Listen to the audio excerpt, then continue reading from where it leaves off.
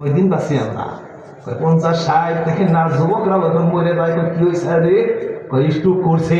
এই তো আজকে নাকি মারার একজন গিয়েছিল, বিদেশি প্রবাসী ছিল, কুয়েত না কুয়েত গিয়েছিল। সেখানে সে তো আর জানতো না যে ওই জায়গায় আজ হয় তার পাশে পাশে যাইব। সেখানে গিয়ে স্ট্রোক করে তিনি মারা গেছেন। আমি কবে মারা যাব, আপনি কবে মারা যাবেন, পৃথিবীর কেউ জানে না, এই গায়েব জানে না, একমাত্র আল্লাহ রাব্বুল আলামিন জানেন। নবী রাসূলরা গায়েব জানে না, ফেরেশতারাও জানে না, এমনকি মালাকুল মউত আজরাইল আলাইহিস সালাম আমরা যাকে বলি তিনিও জানেন না গায়েব সম্পর্কে। একমাত্র গায়েব জানে কেডা? একমাত্র আল্লাহ। বিশ্বাস হয়?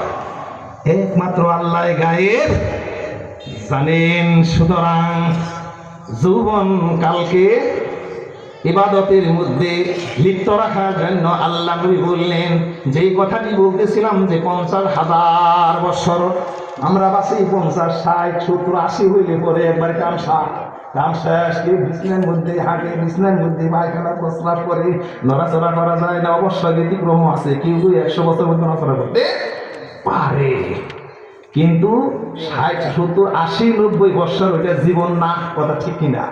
হাঁটুতে ব্যথা, কোমরে ব্যথা, চোখে ব্যথা, কত রকম করে, কত যে কষ্ট। আল্লাহ নবী তাই বললেন, খামসা কাবলা খামসিন, 5টি জিনিসকে গুরুত্ব দাও। তোমার যৌবন কালকে বার্ধক্য আসার আগেই তুমি গুরুত্ব দাও। আল্লাহ নবী বললেন, কিয়ামতের দিন যেদিন কোনো ছায়া থাকবে না আল্লাহর ছায়া ছাড়া, কোনো পানি থাকবে না, হাউস কাউসারে পানি ছাড়া, ওই দিবসে 7 শ্রেণীর মানুষকে আল্লাহ রাব্বুল আলামিন হাউস কাউসারে পানি পান করাইয়া দিবেন। 50,000 বছর পর্যন্ত হাসরের ময়দানে দণ্ডায়মান থাকবে, সে আর কোনোদিন তৃষ্ণার্ত হবে না। তোর মধ্যে একজন হলো